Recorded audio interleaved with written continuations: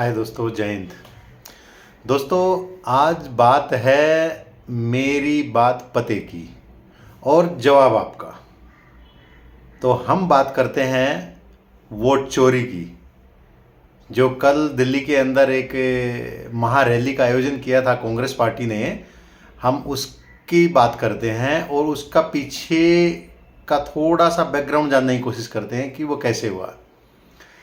जैसे संसद भवन के अंदर कांग्रेस ने चाहा कि भाई हम इस पे वोट चोरी के ऊपर चर्चा करना चाहते हैं, तो सत्ताधारी दल बीजेपी ने क्या किया। बीजेपी ने वंदे मातरम के ऊपर बोला कि हम अगर आप वोट चोरी पे बहस करेंगे तो हम वंदे मातरम के ऊपर बहस करेंगे।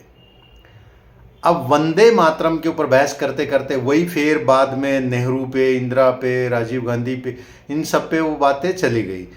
तो संसद भवन के अंदर राहुल गांधी जी ने बोला अमित शाह जी को कि मैंने 3 प्रेस कॉन्फ्रेंस की थी और तीनों प्रेस कॉन्फ्रेंस के लिए मैंने हरियाणा के लिए किया, महाराष्ट्र के लिए किया, कर्नाटका के लिए किया। तो अगर आपको लगता है कि उसमें कोई दम नहीं है, उसमें कोई वोट चोरी का मुद्दा नहीं है, उसमें कोई सच्चाई नहीं है, तो एक काम कर लेते हैं हम। राहुल गांधी ने सीधा चैलेंज किया अमित शाह जी को कि इसके ऊपर एक डिबेट हो जाए, प्रेस कॉन्फ्रेंस हो जाए, आमने सामने बैठ के बातें हो जाएं, फिर पता चल जाएगा कि इसमें सच्चाई है या नहीं है। तो वहीं से देखा कांग्रेस ने कि भाई यहाँ ये लोग इसको इस तरीके से साबित नहीं करने देना चाहेंगे, तो एक रैली रामलीला ग्राउंड दिल्ली के अंदर कांग्रेस ने ऑर्गेनाइज की और उस रैली के अंदर इतनी भीड़ थी कि सारे रिकॉर्ड टूट गए। जितने पब्लिक बाहर थी उससे अंदर थी, बाहर थी, रोडों पे थी, कई गुना पब्लिक थी, क्योंकि ये अंदाज़ा लगाया गया कि जितनी पब्लिक अंदर थी उससे ज़्यादा बाहर थी और जितनी बाहर थी उससे ज़्यादा रोडों पे थी। तो ये पब्लिक पूरे भारतवर्ष से आई हुई थी। और उससे भी बड़ी मज़े की बात क्या थी, जब जो स्टेज बनाई हुई थी बड़े बड़े नेताओं के लिए, जो कांग्रेस के जो शीर्ष नेतृत्व के लिए एक मंच तैयार किया गया था, जब उस मंच के सामने देख रहे थे तो उस मंच के सामने क्या था? उस मंच के सामने पेपरों से भरे हुए बोरे पड़े हुए थे। जब उन बोरों के बारे में बताया गया तो उन बोरों के अंदर 5 करोड़ दस्तखत, 5 करोड़ सिग्नेचर, जो अलग अलग विधानसभा से, अलग अलग लोकसभा से लिए गए थे पूरे इंडिया से, वो 5 करोड़ दस्तखत जो थे वो वोट चोरी के खिलाफ लिए गए थे। और उस 5 लाख सिग्नेचर्स को कांग्रेस पार्टी राष्ट्रपति जी को देना चाह रही है, जो राष्ट्रपति जी को सुपर्द करेंगे उसके ऊपर कार्रवाई करने के लिए।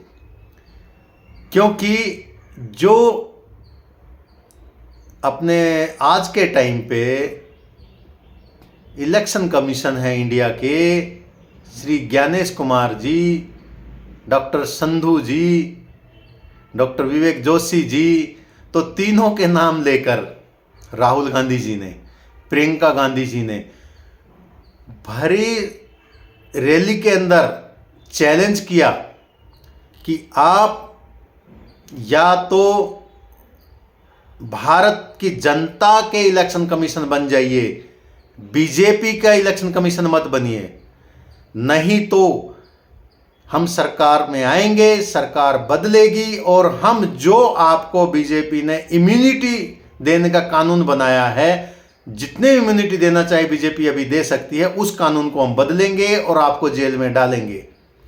तो ये राहुल गांधी और प्रियंका गांधी रैली के अंदर पूरे दहाड़े थे इस बात पे। तो दोस्तों, अब मुद्दा आता है राहुल गांधी जी के भाषण का। राहुल गांधी जी ने बोला कल कि मैं रैली में जब आ रहा था तो गाड़ी के अंदर मुझे एक चीज़ बताया गया कि मोहन भागवत जी का एक बयान आया है। मोहन भागवत जी ने बोला है कि जो पावर होती है वो सत्ता की होती है और सत्ता की ही जीत होती है।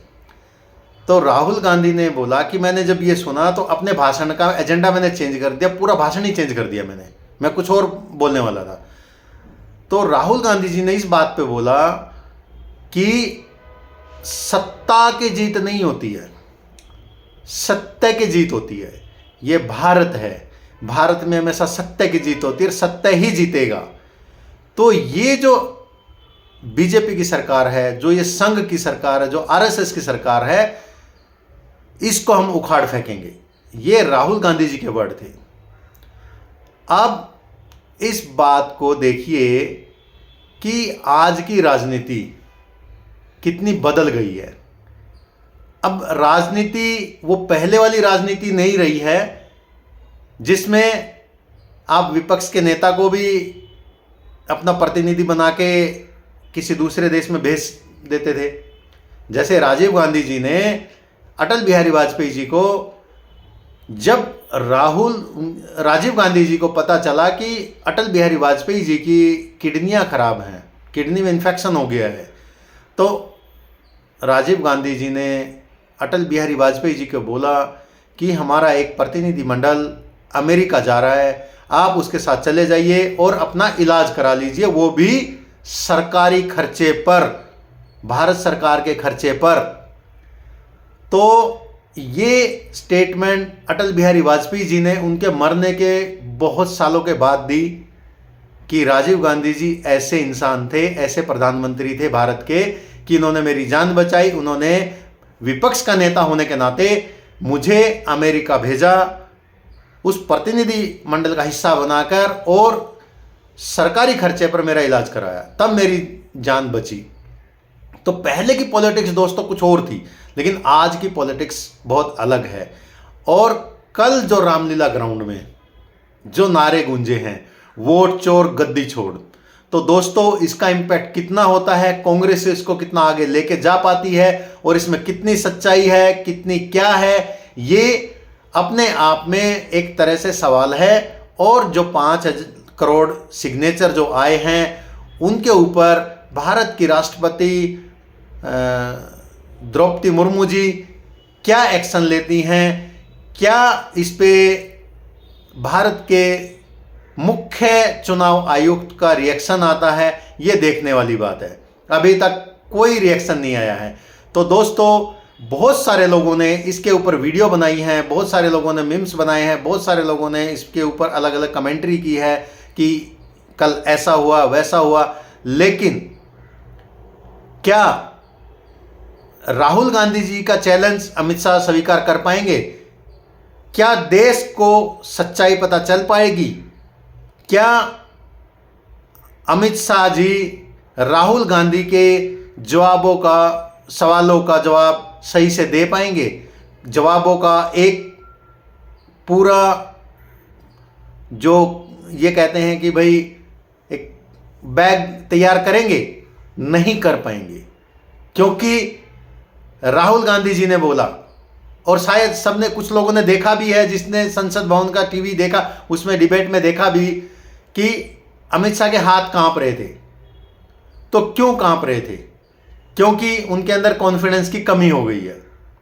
और राहुल गांधी जी ने बोला कि प्रधानमंत्री नरेंद्र मोदी जी का कॉन्फिडेंस भी कम हो गया है पहले के मुकाबले। तो दोस्तों आने वाला टाइम कैसे आएगा, कौन किसको इम्यून कर रहा है, कौन किसकी इम्यूनिटी खत्म कर रहा है, ये तो आने वाला वक्त ही बताएगा, आने वाला समय ही बताएगा। पर इतना जरूर है कि भारत की राजनीति में बहुत ज़्यादा बदलाव आ चुका है, और ये बदलाव क्या जनता के हित में है, क्योंकि बहुत सारे मुद्दों पर ऐसा देखा गया है कि ये जो सरकार है ये डिक्टेटरशिप की तरफ जा रही है। क्योंकि बहुत सारे पीएसयूज को जो गवर्नमेंट ने प्राइवेटाइजेशन कर दिया है, प्राइवेट के हाथों में दे दिया है, किसी को ठेकेदारी प्रथा में डाल दिया है, फोर्थ क्लास तो आउटसोर्स ही कर दिया है। तो इससे क्या हुआ है, इससे रोजगार खत्म हुआ है। तो दोस्तों ये जिम्मेदारी भी भारत सरकार की होती है। ये चाहे बीजेपी की सरकार बने, कांग्रेस की सरकार बने, किसी तीसरे दल की सरकार बने, तो ये सारी जिम्मेदारी सरकार की होती है। क्योंकि जो सत्ता में बैठा होगा उसी की रिस्पॉन्सिबिलिटी होती है, उसी की जवाबदेही होती है कि हमें जनता को कैसे सरवाइव कराना है, जनता की कैसे सेवा करनी है, कैसे बेरोजगारी खत्म करनी है, कैसे हमें उनको रहने के लिए छत देनी है, कैसे पीने का पानी देना है, कैसे 24 घंटे बिजली हमें मुहैया करानी है, कैसे हमें बढ़िया इंफ्रास्ट्रक्चर प्रोवाइड कराना है। तो ये सब नीतियां जो सत्ता में बैठा होता है उसके ऊपर होती है। तो दोस्तों सत्ताधारी दल जवाबदेही होता है, कल भी था, आज भी है और कल भी रहेगा। जो सत्ता में रहेगा, जो सत्ताधारी दल सत्ता में रहेगा उसको जवाब देना पड़ेगा। क्योंकि ये वोट का सवाल है, ये हमारे हक का सवाल है। ये जो वोट का हक जो दिलवाया डॉक्टर BR अंबेडकर जी ने दिलवाया। पहले क्या होता था, पहले क्या जो ग्रेजुएट होता था वो दे सकता था, जो जमींदार होता था वो दे सकता था, जो व्यापारी होता था वो दे सकता था। क्योंकि व्यापारी टैक्स देता था जो वो देगा, जो ग्रेजुएट होगा तो वो देगा, समझे।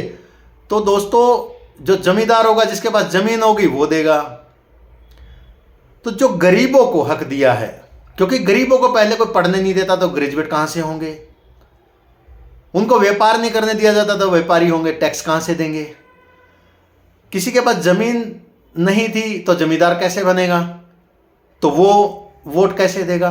तो 3 लोगों को ही पहले वोट देने का अधिकार था। जो आज हम वोट देते हैं, आज जो हमें वोट का अधिकार मिला है वो डॉक्टर भीमराव अंबेडकर जी की वजह से मिला है। तो इसको दोस्तों सिक्योर करिए। अगर लगता है कि सच में वोट चोरी हुई है तो उसके खिलाफ आवाज उठाइए, सच का साथ दीजिए, क्योंकि आखिर में जीत सच की होगी। तो दोस्तों वीडियो के साथ बने रहिए, वीडियो को लाइक करिए, कमेंट करिए, शेयर करिए और चैनल को सब्सक्राइब करिए दोस्तों। जय हिंद दोस्तों।